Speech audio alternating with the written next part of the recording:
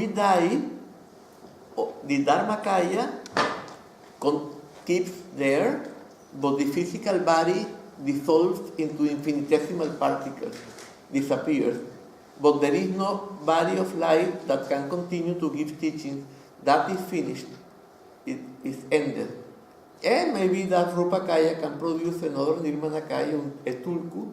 They say in Tibetan Buddhism, Nirmanakaya is tulku in Tibetan. But that's another point that we should not be discussing here. And when we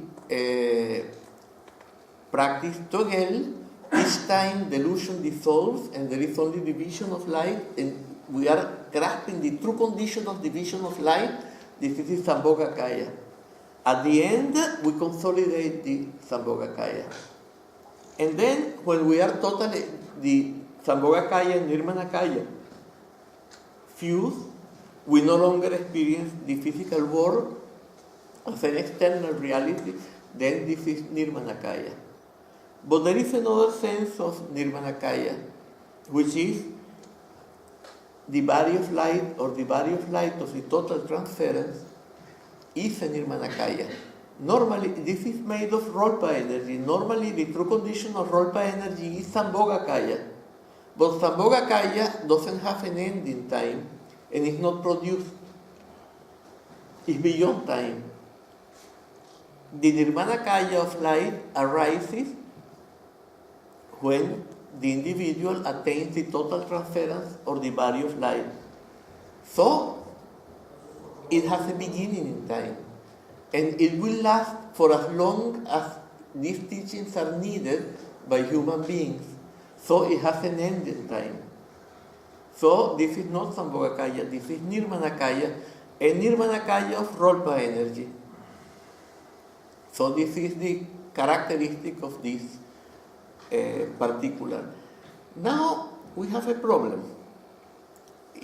For example, in Tantra, we are told that first we realize the Nirmanakaya, then we realize the Sambhogakaya, then we realize the Dharmakaya, and finally we realize the Swabhavikaya, which is the indivisibility of these three kayas.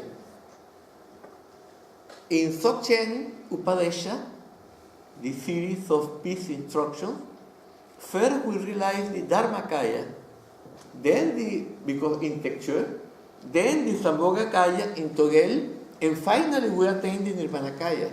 Why is that? This seems to be absurd.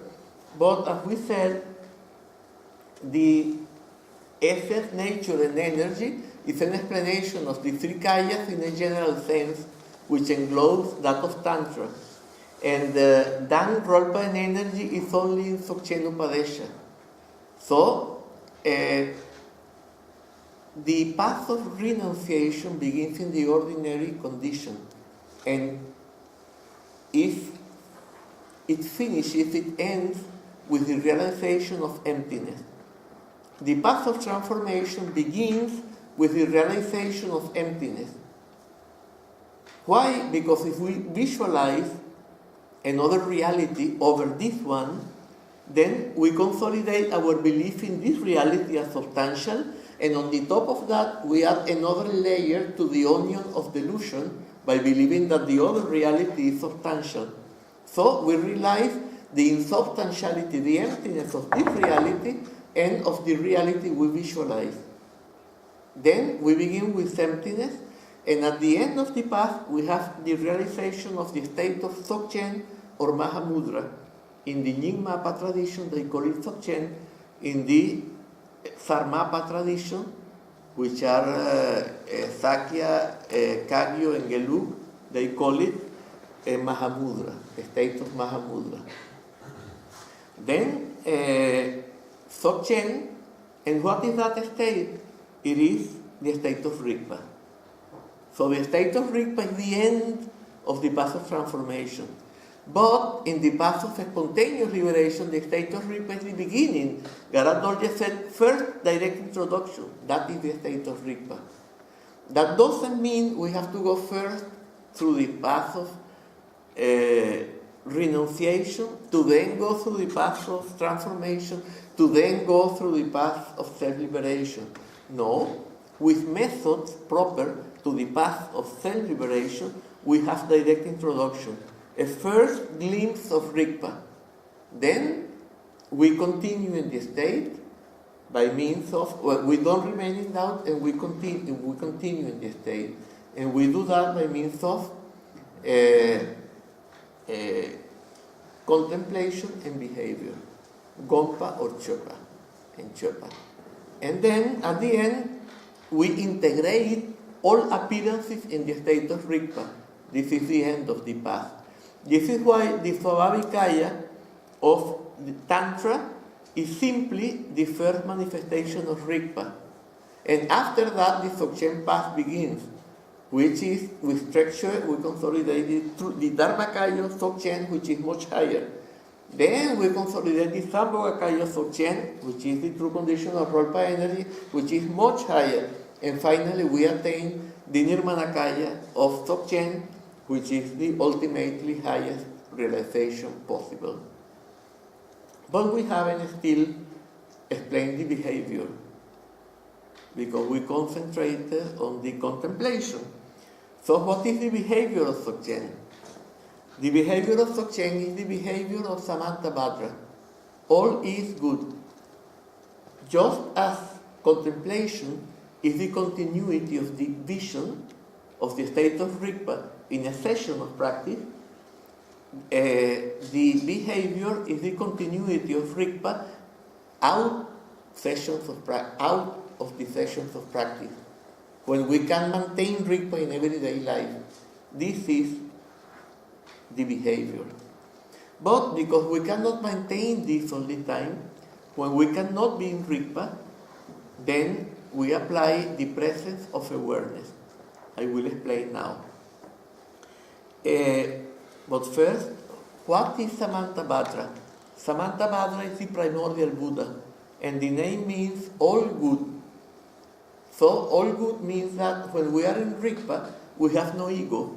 Therefore, we have no egotism or selfishness. Our body is the whole of the universe, and all beings are part of us. So whatever comes out of us as behavior is for the benefit of the whole, of each being and of the whole. So this is spontaneous perfection. It's compassion. Yes, compassion, energy is part of a spontaneous perfection, because a spontaneous perfection, Lundrup, is a combination of nature and energy. And then everything we do is perfect, is beneficial for everyone. But when we are not in that state, then we must keep the presence of awareness. And what does that mean? This presence is a relative one. It's not to be distracted. And awareness means to know what is beneficial and what is harmful, essentially. Then we are in the dualistic condition, so then we have to discriminate between good and bad. Otherwise, we would be deceiving ourselves in order to do what we please, even if it's harmful for sentient beings, and even for ourselves. So, this can be exemplified with a glass of poison. There are two ways in which I can get poison with this glass of poison. One is that I don't know that this is poison, and then I drink it. This is lack of awareness. Yeah? I don't know that this is poison, I don't know that it will kill me. Then the other one is lack of presence. I know that this is poison, so, but I've been talking to you, and I'm so obsessed with the outside world, so directed to the outside, that I lose presence. And then I am so thirsty because I'm talking so fast, then I get the first thing that seems to have liquid in it. And then I realize that I drank the poison. So we need presence of awareness. And what does that mean? That means that I must be aware of my intentions. I must be always aware of my intentions, but not only of my intention, but of what will be the result of my act, because I must have enough wisdom for that. Otherwise, I could also be deceiving myself, and then maybe I dislike someone and I kill him and I say this is for the good of beings, because that person could harm other people or something like that, and then I kill him. This would be totally crazy. It would create horrible karma, because we would be doing it in the sphere of the condition, in the sphere of karma, in the sphere of action. So it would be terrible. So we know what intentions are good and which are bad, and we enact those which are beneficial, and we refrain from acting out those which are harmful, and we maintain always presence, and also we know which actions will actually benefit beings and which could, on the contrary, be harmful to them, even if I do them with good intention. So this is the end of the behavior. And what about the fruit?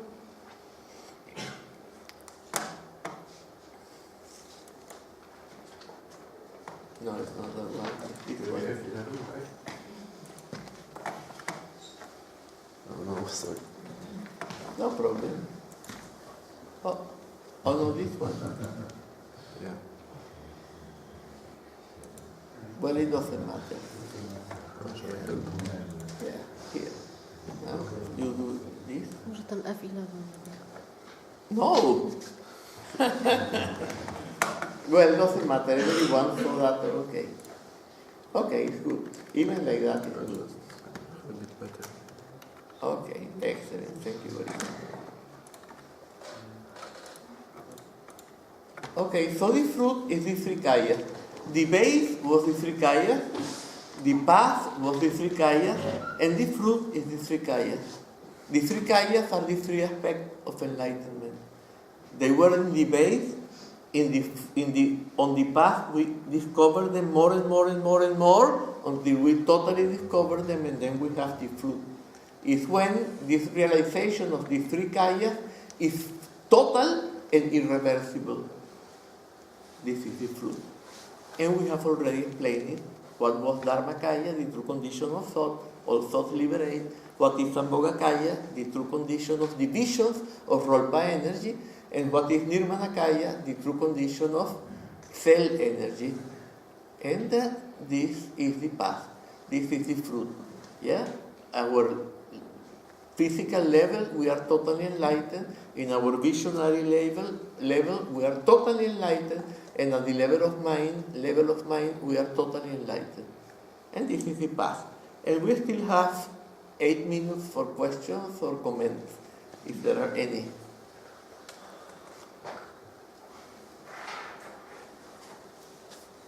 Yeah, I have a question. Is it necessary to, no, not necessary. Do one have to go to the dark room in order to reach the body of light? In order to reach the body of light, yes. But not everybody has that vocation. Yeah? Some people, by practicing structure, have enough. And they achieve a degree of integration which is very good. And I mean, their life problems are totally resolved. And they have no longer any problems in life. And they have plenitude and have a high degree of perfection. So everything is working very well. And some people have the vocation to integrate everything in that condition. Okay. Any other question? Or if you... No, yeah, that's enough. Thank you. Okay. I actually also have a quick one. Emilia has a question. I would like to ask more about intention. About? About intention. What is this? I think where your question comes from. Each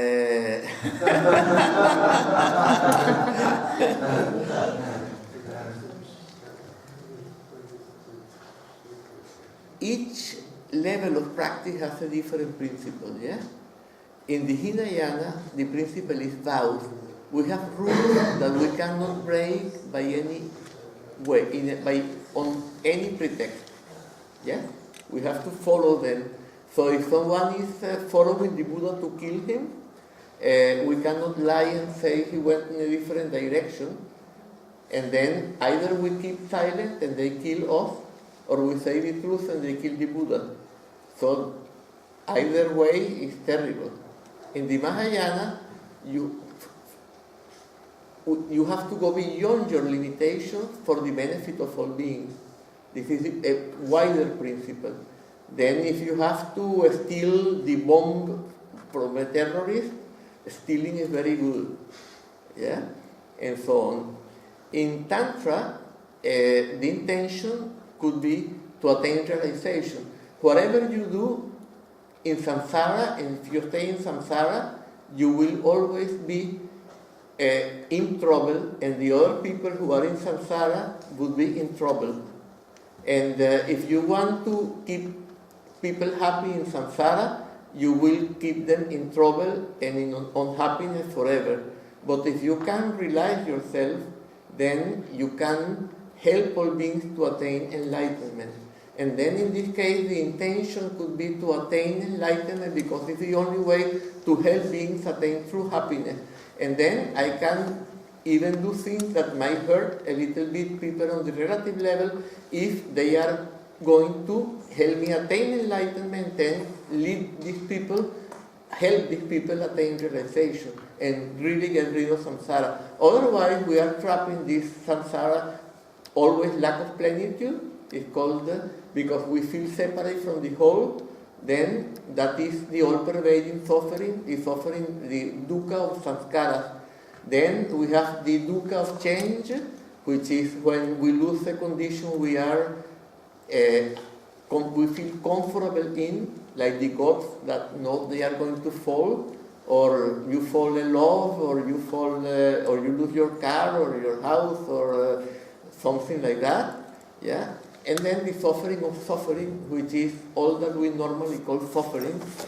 And in samsara we only have those, and even the pleasure we have are underlined by this lack of plenitude, and the pain we have are underlined by this lack of plenitude, so that they are double suffering.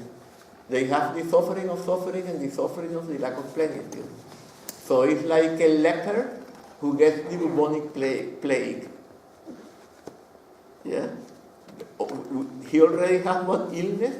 Yeah, he's a leper. One who has lepra, this illness that the... Yeah? And then on the top of that, he gets the bubonic plague. So, in Dzogchen is the path of spontaneous liberation. So, the main commitment is to keep in the state of Rigpa. And then this is the main thing. So, is that clear? Is that good? I've got a question about how we can develop a capacity of spontaneous liberation. Is it only through intellectual practice, or is something useful, or what else? Yeah. Remember the three phrases of the Testament of Garadorja, direct introduction. If we didn't have direct introduction, there is no way we can develop a capacity of spontaneous liberation. We cannot practice structure. Then we have to go back to this state again and again until we no longer remain in doubt. Then we can practice structure. So we require first the Sensing and the Rushen and perhaps the seventh Lojong in order to consolidate direct introduction and not to remain in doubt, so that then we can continue in this state with the practice of structure. So it's a sequence, and then with the practice of structure, we develop a capacity of spontaneous liberation. And if on the top of that we practice chod, we would develop that capacity much higher, and then we would be absolutely ready to practice Dzogchen, because we would be certain, we will have absolute confidence, like a promise, like that in the practice of Dzogchen we will not disintegrate, but we will very swiftly exhaust samsara and attain the various light at the end. Welcome. There was. Okay. I would like to ask you where and when in the world you teach Dzogchen. Where can one learn from you? Okay, I teach Dzogchen in the context of the Dzogchen community, but I am not giving public teachings of structure. I have taught some very intimate persons who I was sure that, I was sure that they no longer remain in doubt and they had a strong connection with me, and I taught them. So that's where I have taught structure. So far I am only teaching the general theory of Buddhism and Dzogchen, and Semphin and Rushen and this type of practice. And where are you accessible with these practical teachings of Rushen and Semphin? In the Dzogchen community, and they can, I have an email, and I have a Facebook page, and I have a web page. In the web page there are several books of mine available, freely available, not all of them, but quite a few. I don't know it by heart. I will have to find it here and project it. Let's see. We can, but then